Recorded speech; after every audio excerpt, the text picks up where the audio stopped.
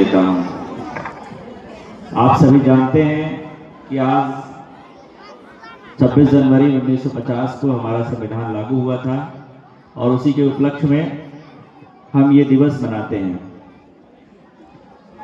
भारत का संविधान लागू होने के साथ साथ हम लोगों को एक ऐसा ग्रंथ मिला, एक ऐसे नियमों कानूनों की पुस्तिका मिली जिसके आधार पर ये देश उन्नति के और प्रगति के मार्ग पर आगे बढ़ रहा है।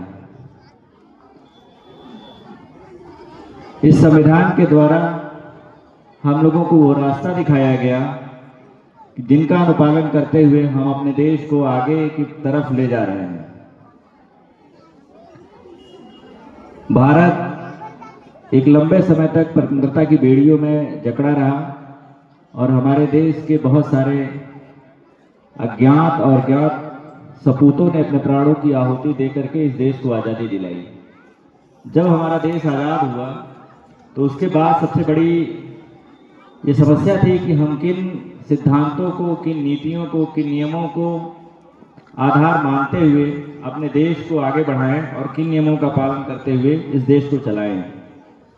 इसके लिए जो हमारे स्वतंत्रता संग्राम सेनानी थे उन लोगों ने एक संविधान सभा का गठन किया और एक लंबे समय तक उस पर कार्य करते हुए उसके सभी नियमों को बहुत बारीकी से परीक्षण करते हुए इस संविधान की रचना की। और ये नितांत आश्चर्यजनक है कि उन्होंने जो संविधान बनाया उसमें उन सभी समस्याओं का, उन सभी अपनी जो यहाँ की विशिष्टियाँ थी उन सबको लेते हुए अगले 100 साल, 150 साल, 200 साल आने वाले समस्याओं का, आने वाले परिस्थितियों का आकलन करते हुए इस संविधान की रचना की। यद्यप संविधान की रचना होने के बाद बहुत सारे संविधान संशोधन हुए, लेकिन फिर भी जो संविधान की मूल भावना थी वो आज भी उसी तरीके से बरकरार है। और जो देश के तीन स्तंभ हैं, चाहे वो विधायिका हो, कार्यपालिका हो और न्यायपालिका हो, वो तीनों अपने अपने जो दायित्व सौंपे गए उन्हीं के आधार पर कार्य करते रहे हैं और आगे भी इसी तरीके से कार्य करते रहेंगे। ये विद्यालय जिला मुख्यालय से काफ़ी दूर का विद्यालय है, लगभग 25 किलोमीटर इसकी दूरी है और यहाँ पर इतने ढेर सारे बच्चे उपस्थित हैं, इनको देख करके बहुत ही सुखद अनुभूति हो रही है। आप सभी इस देश का भविष्य हैं। आपको आगे क्या करना है, किस क्षेत्र में जाना है, इसके संबंध में आपको अभी से सोचना और धीरे धीरे समझना पड़ेगा। जब आप खूब पढ़ेंगे, पढ़ने की आपकी ललक होगी और पढ़ने की आपकी आदतें होंगी, तो आपका न सिर्फ विकास होगा बल्कि आप अपने आसपास की परिस्थितियों, अपने देश के माहौल और अपने विकास के पथ पर आने वाले समस्याओं और उनका निवारण कैसे करेंगे उनको समझने में सक्षम होंगे।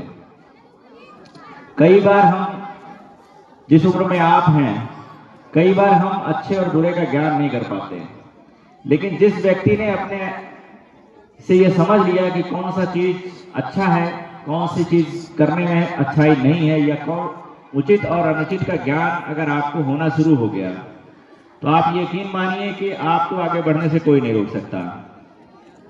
आप जो हमारे महापुरुष रहे हैं उनकी जीवनियों को पढ़िए, जो प्रेरणादायी व्यक्तित्व रहे हैं, जिन्होंने जीवन के किसी भी क्षेत्र में अपनी ऊंचाई को छुआ है और अपने देश का नाम रोशन किया है, उनके व्यक्तित्व और कृतित्व को जानिए और समझिए।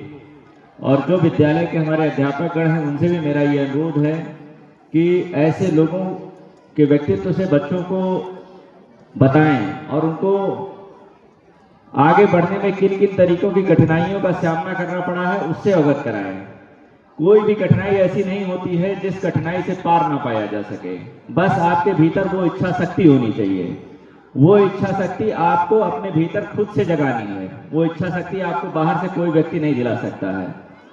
जब आपके भीतर वो इच्छा शक्ति आ जाएगी आप अपने किसी लक्ष्य को तय कर लेंगे, उस लक्ष्य को पाने में आप कठिन मेहनत करेंगे तो कोई भी लक्ष्य ऐसा नहीं है जिसे पाया नहीं जा सकता। कई बार लोग कहते हैं कि सपने देखिए, लेकिन जो सपने आप देख रहे हैं वो सपने अपनी खुली आंखों से देखेंगे तो वो सपने सच कर पाएंगे। अगर आपने सोते हुए कोई सपना देखा है तो वो सपना सपना नहीं, असली सपना वो है जो आप अपनी खुली आंखों से देख रहे हैं और उस सपने को पूरा करने के लिए जी तोड़ मेहनत करेंगे। वो जी तोड़ मेहनत ना सिर्फ आपको उन्नति के पथ पर ले जाएगी बल्कि आपके परिवार, आपके समाज और आपके जिले में आपका नाम रोशन करेगी और ये आपका परिवार और आप स्वयं उन्नति के पथ पर आगे होंगे। ये इस विद्यालय में पूर्व में मैं 2 वर्ष पहले आया था 2023 में। उस समय की भी जो यहाँ की प्रस्तुतियाँ थीं वो बहुत ही अच्छी थी। उस समय भी विद्यालय के बच्चों ने बहुत अच्छे कार्यक्रम किए थे।